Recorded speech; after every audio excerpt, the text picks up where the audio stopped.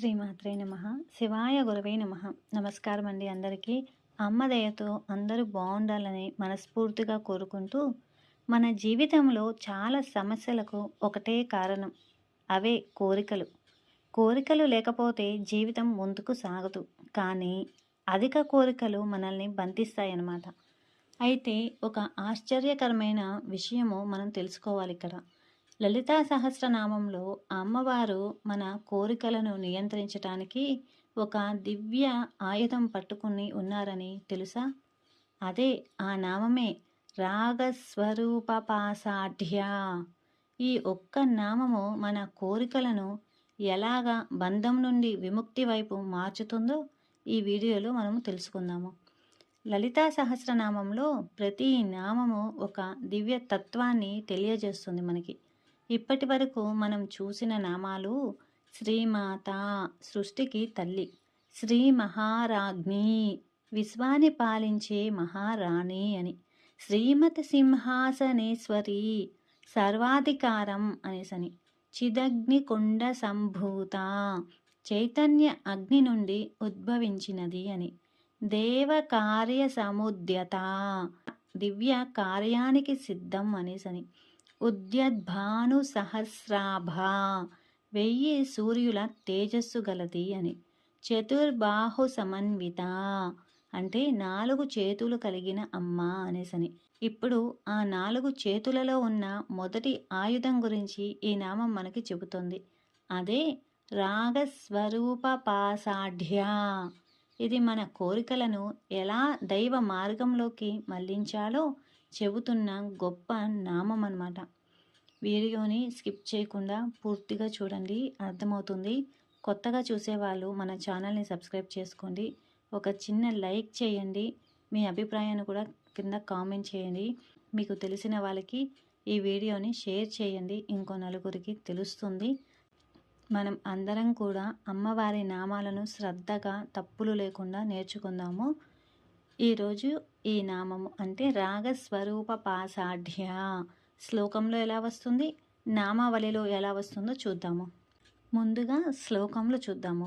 రాగస్వరూపపాసాఢ్య క్రోధాకారాంకుశోజ్వల. ఇలాగా శ్లోకంలో వస్తుంది. నామావళిలో వచ్చేసరికి రాగస్వరూపపాసాఢ్యాయై నమః అనేసని వస్తుంది. చివరన ధ్యాయై అని స్పష్టంగా పలకాలన్నమాట. ఇది మొత్తము మనకి 8 అక్షరాల నామము. అంటే రాగ స్వరూప పాసాఢ్య అనేసని. ఈ నామంలో ఒత్తులు దీర్ఘాలు చూసుకుంటే కనుక రా అనేది రాకు ఆకార దీర్ఘం వచ్చింది, స్వ అనేది సాకు వావత్తు వచ్చింది, రు అనేది రాకు ఊకార దీర్ఘం వచ్చిందనమాట. పా అన్నప్పుడు పాకు ఆకార దీర్ఘం వచ్చింది, సా అన్నప్పుడు సాకు ఆకార దీర్ఘం వచ్చింది, ఢ్యా అన్నప్పుడు ఇక్కడ ఢ అనేది మహాప్రాణ అక్షరము ఒత్తు ఢ అనమాట. ఇంకా యావత్తు వచ్చి ఆకార దీర్ఘం వచ్చిందనమాట, ఢ్యా అనేసని. ఇక్కడ మనము ఢ్యా అన్నప్పుడు గొంతు నుండి ఒత్తిడి అనేది రావాలి. ఇక్కడ ఢ్యా అని పలికినప్పుడు గొంతు నుండి గంభీరమైన ప్రకంపన రావాలి, అంటే ఒక వైబ్రేషన్ రావాలి. ఈ శబ్దము లోతైన ధ్వనిని సృష్టిస్తుంది. ఇంకా పద విభజన చూసుకుంటే రాగ స్వరూప పాస ఆఢ్య అనేసని వస్తుందన్నమాట. రాగ అంటే అనురాగము, కోరిక, ఆకర్షణ అనేసని. స్వరూపం అంటే రూపంగా ఉన్నది అని. పాస అంటే త్రాడు అని. ఆఢ్య అంటే అలంకరించబడినది, కలిగి ఉన్నది అని. అమ్మవారి ఎడమ చేతిలో ఉండే పాసము మనలోని రాగానికి ప్రతీక, అంటే కోరికలకు. మన కోరికలను ఆమె ఒక ఆయుధంగా ధరించి మనల్ని తన వైపుకు లాక్కుంటుంది అనేసని. ఇంకా ఈ నామంలోని స్థూలార్థం చూసుకుంటే అమ్మవారు తన చేతిలో పాసం ధరించి ఉంటారు అని. ఈ పాసం అనేది బంధానికి సూచిస్తుంది. సూక్ష్మార్థం చూసుకుంటే ప్రపంచంలోని జీవులను బంధించే అనురాగము, మాయ, ఆసక్తి, ఈ 3 కూడా అమ్మ శక్తి. అంతరార్థం చూసుకుంటే మంత్రశాస్త్రం ప్రకారము పాసం అంటే ఇచ్ఛాశక్తి, మనం ఏదైనా సాధించాలనే కోరిక కలగడానికి మూలమైన శక్తి అమ్మవారే. కోరికలు లేని మనిషి ఉండడు. కానీ ఆ కోరికలు మనల్ని బంధించకూడదు. పాశం ఎలాగైతే ఒక వస్తువుని కట్టివేస్తుందో, కోరికలు కూడా మనల్ని అజ్ఞానంలో పడేయకుండా అమ్మవారికి అంకితం చేయాలని ఈ నామం మనకు నేర్పుతోంది. పాశం అంటే లాగడం. అమ్మవారు తన పాశముతో మనల్ని ప్రాపంచిక విషయాల నుండి దైవత్వం వైపు లాగుతుంది అనేసని చెప్పి. ఇప్పుడు మనము ప్రాచీన కటపయాది సంఖ్య శాస్త్రం ప్రకారం చూసుకుంటే కనుక రా అనేది 2వ సంఖ్య, గా అనేది 3వ సంఖ్య, సా అనేది 7వ సంఖ్య, వా అనేది 4వ సంఖ్య, పా అనేది 1, సా అనేది 5, ఢా అనేది 4, పా అనేది 1. అంటే ఈ అంకెలు మొత్తము 2, 3, 7, 4, 1, 1, 5, 4 మొత్తము కలిపితే 27. మళ్ళీ ఆ 27ని కలిపితే 9, అంటే 9 సంఖ్య వస్తుంది. 9 అనేది కుజుడికి సంకేతం అన్నమాట. కుజుడు మనలో ఉండే పట్టుదల, కోరిక ఇంకా శక్తికి కారకుడు. 9 అనేది ఒక పరిపూర్ణ సంఖ్య కూడా. అమ్మవారి ఈ నామము మనలోని కోరికలను అసంపూర్తిగా ఉంచకుండా వాటిని ఉన్నతమైన మోక్షం వైపు మళ్లించి పరిపూర్ణతను ఇస్తుంది అనే అక్షర సంఖ్య ప్రకారం చూసుకుంటే ఈ నామము మొత్తము 8 అక్షరాల నామము. అయితే 8 అనే సంఖ్య శని గ్రహానికి చిహ్నం అన్నమాట. ఇది నియంత్రణ ఇంకా కట్టుబాటును సూచిస్తుంది. పాశం అంటే బంధించేదే. అంటే మన అనంతమైన కోరికలను అమ్మవారు తన పాశంతో కట్టివేసి మనల్ని క్రమశిక్షణలో ఉంచుతుంది అని ఈ 8 అక్షరాల నామం మనకు తెలియజేస్తుంది. ఇంకా ఈ నామములోని బీజాక్షర శక్తి కనుక చూసుకుంటే రా అనేది అగ్ని ఇంకా ప్రకాశ బీజం అన్నమాట. రాకారము అగ్ని బీజానికి మూలము. ఇది అత్యంత శక్తివంతమైన ధ్వని. ఇది మన నాభి కేంద్రం నుండి ఉద్భవిస్తుంది. అంటే మనలో ఏదైనా సాధించాలనే కసి కానీ తపన కానీ కలగడానికి ఈ అగ్ని తత్వమే కారణం అన్నమాట.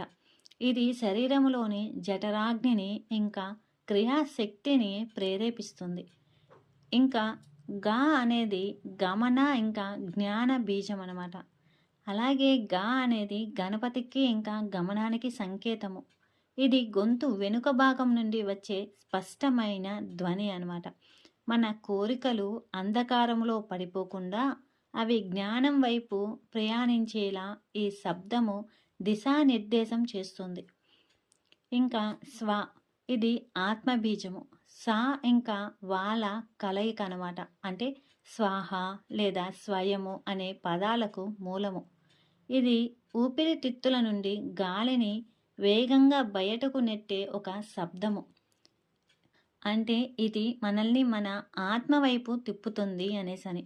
అంటే బాహ్య ప్రపంచం మీద ఉన్న కోరికలను మన వైపు మళ్లించుకోవడానికి ఈ ప్రకంపనలు తోడ్పడతాయి అన్నమాట. అలాగే రూ అనేది రూప ఇంకా స్థిరత్వ బీజం అనమాట. అంటే రాకు ఊకార దీర్ఘం వచ్చింది. ఇది లోతైన ఇంకా గంభీరమైన ధ్వని. ఇది మన మనసులో ఒక బలమైన సంకల్పాన్ని స్థిరపరుస్తుందన్నమాట. కోరికలు అలల్లా రాకుండా ఒక స్థిరమైన రూపం దాల్చటానికి ఇది సహాయపడుతుంది. పా అనేది పవిత్రతకు ఇంకా రక్షణ బీజం అన్నమాట. పెదవులు మూసి విడిచే ఈ శబ్దము మనలోని శక్తిని బయటకు పోకుండా ఆపుతుంది. అంటే పాశములోని పా అనేది మనల్ని పాపాల నుండి రక్షించే శక్తిని కలిగి ఉంటుంది అనేసి చెబుతోంది. ఇది శరీరంలోని ప్రాణశక్తిని సమతుల్యం చేస్తుందన్నమాట. ఇంకా ధ్యా ఇది ధ్యాన ఇంకా ధారణ బీజము. ఇక్కడ ఢా అనేది మహాప్రాణాక్షరము. అలాగే యాల కలయిక. ఇది ధ్యానం అనే పదానికి మూలమైన శబ్దం అన్నమాట. ఇది మన గొంతులోని గట్టి ఒత్తిడిని సృష్టించి ఆ శబ్దాన్ని పైకి పంపిస్తుంది. అంటే మన మెదడుకి పంపిస్తుంది. ఇది నేరుగా ఆజ్ఞాచక్రం మీద పనిచేస్తుందన్నమాట. మన కోరికలను ధ్యానంగా మార్చి వాటిని మోక్ష మార్గంలోకి మళ్లించే అత్యున్నత శక్తి ఈ అక్షరంలో ఉంది. ఇప్పుడు మనము ఈ నామాన్ని జపించేటప్పుడు కలిగే ప్రకంపనలు ఉన్నాయి కదా, అవి ఒక వైబ్రేషన్ త్రాడులా మారి మన చెల్లాచెదురుగా ఉన్న మీ ఆలోచనలను ఒక చోటకి కట్టివేస్తాయన్నమాట. అంటే ఎలా పడితే అలా మనం ఆలోచన చేస్తూ ఉంటాం కదా, ఆ ఆలోచన అన్నిటిని కూడా ఈ నామం మనము జపించడం వల్ల వాటిని అన్నిటినీ కూడా ఒక తాడులాగా కట్టేసి ఒక చోటకి తీసుకొస్తుంది. ఇది మనసును అదుపు చేసే ఒక మెంటల్ గ్రావిటీ లాగా కూడా పనిచేస్తుందన్నమాట. అదే ఇప్పుడు మనము శాస్త్రీయ దృష్టికోణంలో చూస్తే కనుక, అంటే సైంటిఫిక్ పరంగా చూస్తే, మెదడులోని లింబిక్ సిస్టమ్ మన కోరికలను, ఆవేశాలను నియంత్రిస్తుంది. ఈ నామజపం వల్ల కలిగే ప్రకంపనలు ఈ వ్యవస్థను శాంతిపరిచి అతిగా ఆశపడడము లేదా వ్యసనాల నుండి బయటపడడానికి బాగా సహాయపడుతుందన్నమాట. ఈ నామంలోని రాగా అనే పదము మనసులో ప్రేమను, అనురాగాన్ని కలిగిస్తుందన్నమాట. ఇది శరీరములో ఆక్సిటోసిన్ అనే వాటిని విడుదలకు దోహదపడి మానసిక ఒత్తిడిని తగ్గిస్తుంది. ఈ నామములోని ధ్యా అనే మహాప్రాణ అక్షరం పలికినప్పుడు గొంతు ఇంకా ఛాతీలో గట్టి కంపనం అనేది ఏర్పడుతుందన్నమాట. ఈ కంపనము గొంతు నుంచి వెళ్ళే వాగస్ నరమును ప్రేరేపిస్తుంది. ఇది శరీరములోని పారాసింపెథటిక్ నర్వస్ సిస్టమ్ను యాక్టివేట్ చేసి గుండె వేగాన్ని తగ్గించి మన జీర్ణక్రియను కూడా మెరుగుపరుస్తుందన్నమాట. దీనివల్ల శరీరానికి విశ్రాంతి అనేది లభిస్తుంది. ఇప్పుడు ఈ నామాన్ని జీవితానికి ఎలా అన్వయించుకోవాలి? మీరు ఏదైనా వస్తువు లేదా వ్యక్తి పైన అతిగా ఆధారపడి బాధపడుతుంటే, అంటే ఎక్కువగా అటాచ్మెంట్ అయి ఉంటారు కదా, వాటి గురించి అనమాట. ఆ బంధాన్ని అమ్మవారి పాసానికి అప్పగించండి. అప్పుడు అమ్మా, నా ఈ కోరికను నీ వైపు తిప్పు అని ప్రార్థించుకోవాలి. అదే మనము జపం కానీ సాధన కానీ ఈ నామాన్ని చెప్పేటప్పుడు మనసులో ఎలా భావన చేయాలి? అమ్మా, నా కోరికలను నీ పాసముతో కట్టిపడేసి నన్ను నీ దివ్య మార్గములో నడిపించు అనేసని మనసులో భావన చేయాలి. సరే, ఇప్పుడు ఈ నామాన్ని మనం జపిస్తాము, చేస్తాము. మరి ఫలితం ఏంటి అంటే, అనవసరమైన కోరికలు అనేటివి పోయి జీవితానికి అవసరమైనవి సిద్ధాంతపరంగా లభిస్తాయి అనేసని. అంటే ఈ నామం మనల్ని అనురాగమూర్తులుగా మారుస్తూనే ఆ అనురాగం అనే బంధంలో మనము పడిపోకుండా ఉండేలా చేస్తుంది అనేసని చెప్పి.